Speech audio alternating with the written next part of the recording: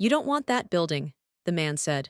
He was standing on the sidewalk outside a hardware store on Main Street in Spruce Pine, North Carolina, holding a paper cup of coffee in one hand and a cane in the other. He had been watching Ren Calloway read the faded lettering on the storefront across the street for nearly 5 minutes before he said anything. He was tall and stooped with a white beard that stopped just below his jaw and a green canvas jacket washed so many times the elbows had gone pale. His name was Holton Presnell. He was 74. He had the habit of tapping his cane against the sidewalk in a slow rhythm when he talked, like a metronome keeping time for a song only he could hear. "That place has been empty since 1991. County owns it now. They'll sell it to you for $1 if you ask, but $1 is about what it's worth." Ren was 22. She'd been thrown out of a rented room above a print shop in Asheville 9 days earlier because the had been sold, and the new owner wanted every tenant gone within 48 hours. She packed her duffel bag, loaded the cat into the Ranger, and driven north on the Blue Ridge Parkway because north was the direction the road went, and she didn't have enough gas to be choosy about destinations. She had $34 in her pocket, a gray tabby cat on the passenger seat, a truck with 219,000 miles on the odometer and a slow oil leak, and she had the particular clarity of mind that comes from having nothing left to lose, which is not the same as courage, but is often mistaken for it. Before we continue, if stories like this mean something to you, hit subscribe and tell us in the comments where you're watching from. We love seeing how far these stories travel.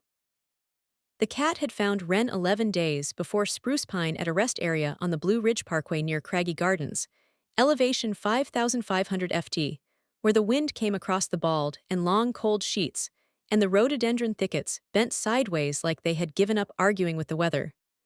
Ren had pulled over to sleep.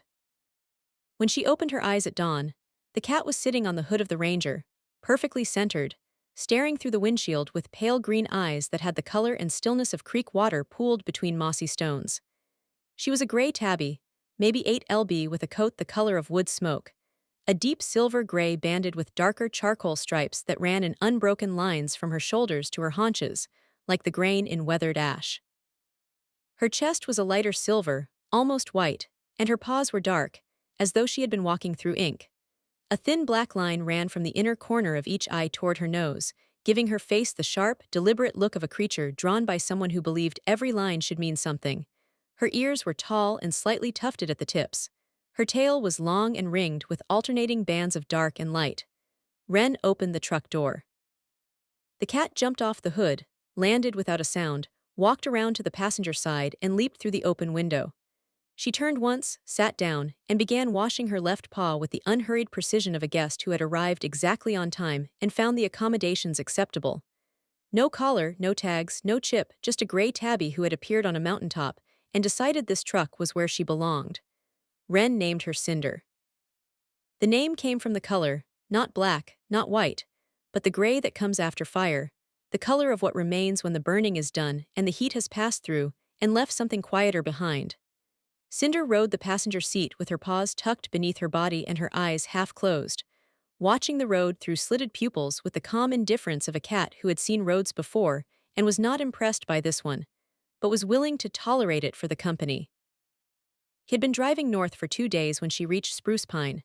The town sat in the Tow River Valley at 2,500 ft, cradled between the Blue Ridge to the east and the Black Mountains to the west, where Mount Mitchell rose to 6,684 ft. The North Tow River ran through the center of town, brown and quick over granite boulders. Spruce Pine had been a mining town. Feldspar, mica, quartz, and the hills around it were riddled with old tunnels and tailings piles. The downtown was 4 blocks of brick and stone storefronts along Main Street, most of them occupied, a few of them dark. A diner, a barber shop, a gallery that sold paintings of the mountains. It was the kind of town that had lost something and was in the slow process of deciding whether to mourn it or replace it.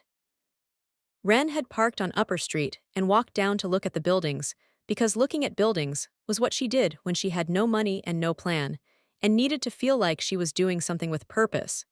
She'd been standing in front of a 2-story brick building with a faded sign that read Penland Apothecary Scent. 1887, when Holton spoke to her. "What was it?" Ren asked. "Drugstore," Holton said. He tapped his cane. "Oldest one in Mitchell County. Thomas Penland built it in 1887. Sold medicines, tonics, pat remedies, whatever people needed before there was a hospital closer than Morganton. The Penlands ran it for 100 years. Last one was Mary Grace Penland. She closed it in 1991 when the Rite Aid opened on the highway. He looked at the building. She was 88 when she closed it, still mixed compounds by hand, still used the brass scale on the counter. Wren asked what happened to the stock inside. Holton said nobody had touched it. Mary Grace locked the door in 1991, and the county inherited the building in 2006, and nobody had opened it since. He said there were rumors she had hidden things, old equipment, maybe old money, but rumors in spruce pine were as common as quartz in the hillsides, and about as useful unless you knew which ones to dig for. Cinder had been sitting in the truck during this conversation, but when Wren walked back, the cat was standing on the dashboard with her front paws against the windshield, staring at the apothecary across the street. Her ears were pitched forward. Her tail was low and still, held in the rigid horizontal line of a cat that had detected something and was waiting for the door to open. "Your cat sees something," Holton said. "She always sees something," Wren said. Holton gave her directions to the Mitchell County Courthouse on Crimson Laurel Way. He said the building was listed for $1 and had been for years. He tapped his cane once, hard. Some buildings hold on to a town the way roots hold on to a hill. You pull them out and everything slides. Wren drove to the courthouse. The clerk's office was on the second floor. Loretta Vance was 52, a compact woman with reading glasses on a beaded chain and dark hair pinned up with a tortoiseshell clip. She had the organized energy of a person who knew exactly where every piece of paper in the building was located. On her desk sat a ceramic mug that read "I survived audit season" and a small framed photograph of a black Labrador retriever. Wren told her she wanted to buy the Penland Apothecary. Loretta pulled the file without standing up, reached behind her to a shelf, extracted a manila folder and set it on the desk. Lot 17B, Main Street, Spruce Pine. Structure, commercial apothecary, circa 1887, two-story brick. Assessed value $0. Tax status forfeited. Sale price $1. That building's been on our books for 18 years, Loretta said. Nobody's been up to the second floor since Mary Grace died. Her nephew in Florida signed the property over to the county, didn't even come to see it. She stamped the deed and slid it across the desk. Recording fee is $26. Wren signed it, paid the $1 and $26 for recording, $7 left from the original $34. She now owned a 137-year-old apothecary on Main Street in Spruce Pine, North Carolina, and the look on Loretta Vance's face suggested she was either the bravest or the most foolish person to walk into the courthouse that year. "Good luck," Loretta said, and then quieter, "Mary Grace would have liked you." Wren drove back to Main Street. The building's 25 ft wide and 50 ft deep, 2 stories of hand-laid brick that had darkened to a deep brownish crimson over 137 years of mountain weather.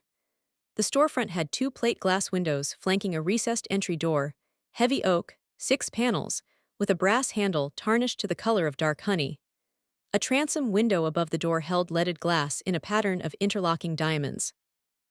The second floor facade had 4 tall narrow windows with stone lintels. A decorative brick cornice ran along the roofline. The sign, Penland Apothecary, Est 1887, was painted on the brick in letters that had once been gold and were now a ghostly amber, like a name written in dust. She unlocked the front door. The lock turned hard, but it turned. The door swung inward and the smell came out. Old wood, dried herbs, something faintly medicinal and faintly sweet, the essence of a century of compounds mixed and dispensed and absorbed into the walls and shelves and floorboards. Cinder pushed past Wren's ankles and walked inside before the door was fully open. The interior was a single long room, 25 ft wide and 40 ft deep with 12 ft ceilings, and pressed tin ceiling panels patterned with rosettes and darkened to the color of old pewter. Walnut shelving lined both walls from floor to ceiling, 8 shelves high, each about 10 in deep. The wood nearly black with age. Glass bottles stood in rose, amber, and cobalt blue and clear, some with cork stoppers, some with glass. Drawers were built into the shelving at waist height, each labeled in faded copperplate. Camphor, laudanum, digitalis, quinine, bismuth, sulfur, sarsaparilla. The counter ran across the back, built from walnut planks 3 in thick with a brass rail along the front edge worn smooth by a century of elbows. On the counter sat a brass balance scale, a white Arbely mortar and pestle, and a national cash register with brass keys and scrollwork. The display still showed the last transaction, $4.75. A staircase along the right wall led up. Beneath it was a narrow door painted the same dark color as the shelving, nearly invisible. Cinder walked past the counter, past the bottles, past the drawers, and sat down in front of that door. She did not meow. She did not paw at it. She sat with her charcoal-striped tail wrapped tight around her dark paws and stared with the fixed focus of a cat that had found what she was looking for and intended to wait until someone with thumbs understood. She tried the door. Locked. The key Loretta had given her didn't fit. She examined the lock, a mortise lock older than the front door, with a brass escutcheon plate. A flathead screwdriver and 4 minutes of careful work and the lock turned. The door opened onto a narrow passage 3 ft wide that ran behind the shelving on the left wall. A service corridor. The air inside was cooler, drier, sealed. She turned on her phone flashlight. The passage ran the full 40 ft depth of the building. Halfway down, Cinder stopped. She had walked ahead with the confidence of a creature navigating a space she already knew. She stopped where the brick wall showed a subtle difference, a section about 4 ft wide and 3 ft tall where the mortar was a slightly different color, lighter, newer by maybe 50 or 60 years, a patched job. Someone had opened this wall and closed it again. Wren ran her fingers along the mortar. It was softer than the original, crumbled, easier under her thumbnail. She went back to the truck for a hammer and a cold chisel. If you're enjoying this story, take a second and hit that like button. It helps more people find these stories, and we're just getting to the part that changes everything. The mortar gave way in chunks. She worked carefully chiseling along the joints, letting each brick come free. The patch was 2 bricks deep. Behind the second course was air, cool, dry, undisturbed, sealed for what she estimated was 60 years. She pulled enough bricks to reach through and shined her flashlight inside. The cavity was roughly 5 ft wide, 4 ft tall, and 3 ft deep. A structural recess where a chimney flue had once run before being rerouted, dry and clean, and it was full. On the floor, arranged with care, sat 4 wooden crates made from chestnut with iron strap hinges and brass latches. Beside the crates leaned a leather satchel, dark brown and cracked with age. On top of the nearest crate sat an envelope, yellowed and brittle, with a single word in copperplate, whomever. She opened the envelope. Inside was a single sheet written in ink faded to pale brown. It read, "These are the instruments and stock of my grandfather, Dr. Thomas Penland, who practiced pharmacy and medicine in this building from 1887 to 1931. I have placed them here for safekeeping. They represent the work of a good man in a hard time. Whoever finds them, I ask only that you treat them accordingly. Mary Grace Penland, March 1968." Wren sat on the floor of the passage with the letter in her hands and Cinder beside her, purring in the dark, and read it twice. Mary Grace had written this letter 56 years ago. She had been 55 years old. The building already showing the first signs of the change that was coming, the chain pharmacies beginning to open along the highways, the old ways of compounding and mixing and measuring by hand giving way to the factory, sealed bottles and blister packs that required nothing from the pharmacist except a label printer and a cash register. She had seen the future, and she had prepared for it, not by fighting it, by preserving what would be lost when it arrived. The first crate held 24 hand-blown Apothecary bottles nested in cotton batting, 12 cobalt blue with ground glass stoppers, 8 emerald green, and 4 pale amethyst, the color that clear glass turns when manganese dioxide reacts with decades of sunlight. Each had a handwritten label dated between 1889 and 1914. Tincture of arnica, elixir of viburnum, compound spirit of lavender. The second crate held equipment, a complete set of Tromner brass pharmaceutical weights in a wooden case, 3 graduated marble mortar and pestle sets, a brass pill roller with walnut handles, and 2 brass and glass syringes. The third crate, lined with oilcloth, contained 6 leather-bound prescription ledgers spanning October 12, 1887 to March 3, 1931, 44 years of copperplate entries recording every compound mixed, every patient treated, every price charged, from 10 cents for a simple tincture to $2.50 for a complex preparation. Some entries were marked paid. Some were marked no charge.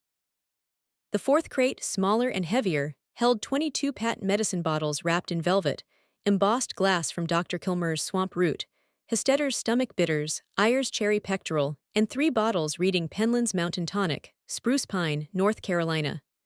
The leather satchel contained 14 gold coins in a cotton pouch, $5 half eagles and $10 eagles dated between 1849 and 1908, heavy and warm in her palm. Cinder had climbed into the first crate and was sitting among the cotton batting, her pale green eyes reflecting the flashlight beam. The cat looked like she had always been part of the inventory. Wren drove to Asheville, 52 miles south, to a shop called Blue Ridge Antiques and Appraisals on Lexington Avenue. The appraiser was Everett Shuford, 63, with a trimmed gray beard and wire-rimmed glasses, and the careful hands of a person who had spent 40 years handling objects that other people had spent a century preserving. He wore a canvas apron with pockets for his loupe and cotton gloves. He spoke about antiques the way a doctor speaks about patients. Wren laid the collection on his table. Everett put on his gloves, picked up the first cobalt blue bottle and held it to the light for nearly a minute. Hand-blown Pontal bottles, he said. See the mark on the base, that's where the Pontal rod was attached. The cobalt blues are $150 to $300 each in this condition.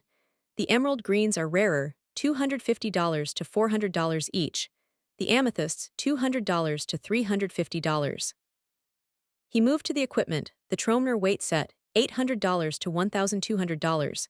The 3 mortar and pestle sets, $300 to $500 each. The pill roller, $600 to $900. The brass syringes, $200 to $350 each. The common patent medicine bottles, $40 to $80 each. But the 3 Penland's Mountain Tonic bottles made him pause.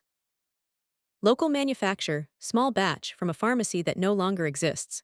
Serious collector items, $400 to $700 each. The prescription ledgers he valued at $4,000 to $6,000, primary source documents from 44 years of rural Appalachian pharmacy. The gold coins, based on dates and condition, he put at $8,500 to $12,000. He removed his gloves and folded them on the table. Conservatively, you're looking at $22,000 to $36,000. With the right buyers, specialty collectors, medical museums, you could push toward $50,000. He looked at the bottles, the weights, the ledgers. Mary Grace preserved a complete 19th century apothecary practice. That's not just antiques, that's a time capsule. Wren asked if he could broker the sale. His commission was 15%. He recommended splitting, auction the coins and common bottles for quick cash, place the rare items with specialty dealers. She agreed. The auction moved first. The 14 gold coins sold to a numismatic dealer in Charlotte for $10,200. The 19 common patent medicine bottles sold in 3 lots for $1,140. Total auction, $11,340. Everett's commission, $1,701. Net to Wren, $9,639. The specialty sales took 3 weeks. The 12 cobalt bottles sold to a collector in Raleigh for $3,000. The 8 emerald greens to a collector in Charleston for $2,800. The 4 amethysts to a glass museum in Corning, New York for $1,100. The Trumner weights to a dealer in Philadelphia for $1,050. The 3 mortar and pestle sets to a decorator in Asheville for $1,200. The pill roller to a museum in Baltimore for $750. The syringes to a collector in Richmond for $600. The 3 Penland's Mountain Tonic bottles to a Western North Carolina Historical Society for $1,800. The 6 prescription ledgers to the Special Collections Library at Appalachian State University in Boone for $5,200. Total specialty sales, $17,500. Commission, $2,625. Net, $14,875. Total net from all sales, $24,514. She had $7 before the sales. She now had $24,521. She kept Mary Grace's letter. She kept the mortar and pestle from the counter, the one that had been sitting there since 1887. She kept the brass balance scale. And she kept the velvet bag the coins had been stored in. Some things are inventory. Some things are inheritance. The difference is in what you keep. The renovation started the next day. The roof was the priority. The flat section over the rear third had 2 areas where the rolled roofing had failed, letting water into the second floor. She bought 2 rolls of modified bitumen, a propane torch, roofing nails and roof cement from the hardware store on Main Street. $185. She stripped the failed sections, torched the new roofing into place, and sealed every seam. 2 days, the roof was tight. The second floor needed cleaning more than repair. She swept out 33 years of dust, washed the windows with vinegar, and scrubbed the pine floors with Murphy oil soap. The kitchen had a cast iron sink that still drained. The sitting room had a fireplace with a walnut mantel and a flue that drew clean. She patched cracked plaster with joint compound. Mattress from a thrift store in Marion, $25. Wood stove from an estate sale in Burnsville, $110. Stovepipe and fittings, $75. Cleaning supplies and paint, $60. Downstairs, she cleaned the shelving with linseed oil and fine steel wool, bringing the walnut back to a dark luster. She cleaned every remaining bottle, over 200, emptied long ago but beautiful. She polished the brass rail on the counter until it caught the afternoon light and held it. She cleaned the National Cash Register with brass polish until the scrollwork gleamed, and the keys moved freely, and the drawer opened with a musical ding that echoed off the tin ceiling. She left the last transaction displayed, $4.75. She did not know what it was for. She didn't need to. New deadbolt, $28. Electrical, an extension cord from the alley, 4 LED shop lights on wire hooks, $45. Plumbing valve and fittings, $15. Linseed oil and steel wool, $20. Window glass for 2 cracked sashes, $40. Miscellaneous, $30. Extension cord, $10. Thrift store kitchen items, $25. Total renovation, $978. She spent $160 on food and gas, and $48 on cat food, the kind with real fish, because Cinder had opinions about protein and expressed them by refusing to eat anything beneath her standards. Total outlay, $1,186. Remaining, $23,335. She had done all the labor herself.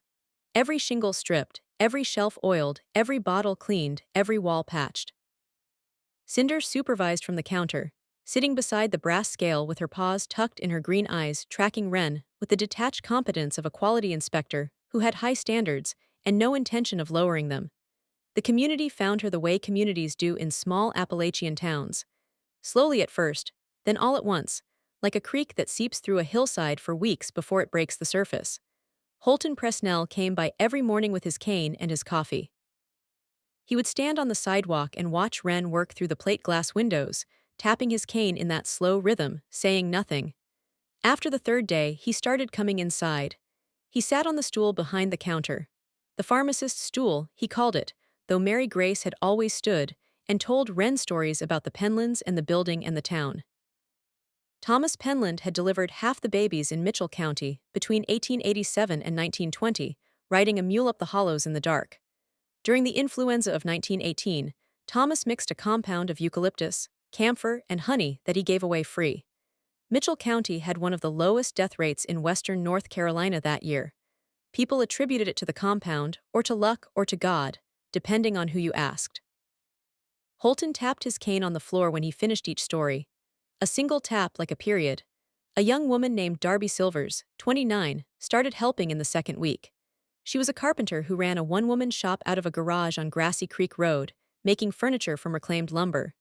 Lean and angular, with calloused hands and short brown hair tucked under a canvas cap. She had the habit of whistling through her teeth when she measured, a low, tuneless sound that made Cinder close her eyes. And it was never clear whether the cat was relaxing or wincing. Darby heard about the apothecary through the hardware store and showed up with a truck full of tools. She spent 3 days reinforcing shelf brackets, replacing 2 warped shelves with walnut boards she milled from a salvaged beam, and rebuilding a section of the counter where water had softened the wood. She charged nothing. Mary Grace let my grandmother run a tab for 6 years when my granddad was out of work, she said. She never collected. I figure this covers the interest. An elderly woman named Nettie Buchanan, 82, came on a Saturday morning in November. Small and precise, with white hair in a braid and a wool cardigan buttoned to the throat. She had been a patient of Mary Grace's for 40 years. Not a customer, she corrected, a patient. Because Mary Grace didn't just sell medicine, she listened to what was wrong and mixed what was needed, and checked on you the next week to see if it worked. Nettie knew the building better than anyone alive. She knew the passage behind the shelving existed, so Thomas could restock without disturbing customers. She knew the chimney flue had been rerouted in 1920. She knew Mary Grace had spent the winter of 1967 reorganizing the building, sealing things, making decisions about what to save. She was getting ready, Nettie said, sitting in the chair near the counter with her hands folded. She could see the future coming. The chain stores. She knew this place wouldn't last, so she put the important things somewhere safe and left a letter for whoever came next. She looked at Wren. She didn't know it would be you, but I think she would have been glad. Cinder jumped onto Nettie's lap without invitation. Nettie stroked the cat's gray striped back and said, Mary Grace had a cat too, a big gray Tom named Sterling. He sat on that counter for 15 years. Used to knock the pill bottles off the shelf. Mary Grace would say, Sterling, those cost more than you do. And pick them up. And he'd knock them off again. She smiled. I think they had an arrangement. By mid-November, the apothecary was done. The walnut shelving gleamed. The bottles stood in their rows. The brass scale caught the light from the leaded transom in dia. Moan patterns on the pressed tin ceiling. The cash register sat polished at the end of the counter. Its last sale still displayed. Upstairs, a mattress on the bedroom floor, a wood stove throwing heat, a kitchen with running water, and a window looking toward the river. The fireplace mantel held Mary Grace's letter in a walnut frame Darby Silvers had made from a scrap left over from the shelf repair. Wren stood in the doorway on a Thursday evening. The light was coming through the plate glass at a low angle, turning the bottles into jewels. Amber and cobalt catching the sun and throwing it back in colors that moved across the walls. Cinder was on the counter beside the scale. Gray body curled into a circle, dark-tipped tail hanging over the edge. Pale green eyes half closed. The cat looked like she had been there for 100 years. She looked like she had been waiting for the door to open, and the light to come in, and someone to understand that this building was not empty. It had never been empty. It had been holding its breath. She thought about Mary Grace Penland, who sealed her grandfather's work behind a brick wall and wrote a letter to a person she would never meet, and trusted that the building would hold long enough for that person to arrive. She thought about Thomas Penland, who mixed medicines by lamplight and rode a mule up dark hollows to deliver them to people who could not always pay and did not always survive, but who were never turned away. She thought about the coins in the velvet bag, gold that had passed through the hands of miners and farmers and the sick and the well, all of it flowing through this building like a river through a valley. She thought about the mortar and pestle on the counter. The marble worn smooth by 44 years of grinding, and she put her hand on it and felt the coolness of the stone and the weight of the work it had done. Some buildings are just structures, walls and roof and floor, assembled for a purpose and abandoned when the purpose ends. But some buildings are vessels. They hold what was poured into them. The work, the care, the daily act of mixing something for someone who needed it and handing it across a counter with instructions and concern. The Penland Apothecary had held those things for 137 years. It had held them through the death of its builder and the death of its last keeper and 33 years of silence and dust and a leaking roof and a county that listed it for $1 because it couldn't imagine anyone wanting it. And it held them still. In the wood, in the tin, in the glass, in the brass, in the smell of dried herbs that rose from the floorboards on warm afternoons, in the copper plate labels on the drawers, in the diamond-shaped light from the transom. It held them the way the mountains hold the rivers, not by grasping but by shaping, by being the thing that gives the water somewhere to go. Cinder opened one eye, looked at Wren, and closed it again. The brass scale was perfectly balanced. Its two copper pans level, holding nothing, weighing nothing, waiting for someone to place something on one side so the other could tell them what it was worth. If you enjoyed this story, make sure to subscribe to Pet Trail Stories and hit that notification bell so you never miss a new episode. Every week Wren finds another forgotten place and gives it a second chance, and you won't want to miss what she discovers next. Thanks for watching, and we'll see you on the next trail. Wren Calloway had arrived in Spruce Pine with $34 and a gray tabby cat and no plan.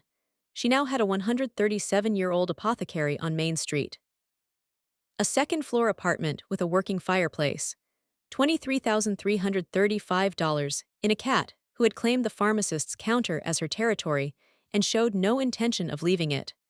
The building was worth more than the dollar she had paid for it. The things inside it had been worth more than the $24,514 she had received for them. And what she had built, what she had cleaned and oiled and patched and polished and brought back from 33 years of silence, was worth more than all of it combined. Because some things cannot be appraised. They can only be kept. Cinder sat on the counter in the last of the light, her silver-gray fur catching the colors from the transom window, watching the door with the patient certainty of a cat who knew that open doors are invitations. And invitations tend to be accepted by the kind of people who need them most.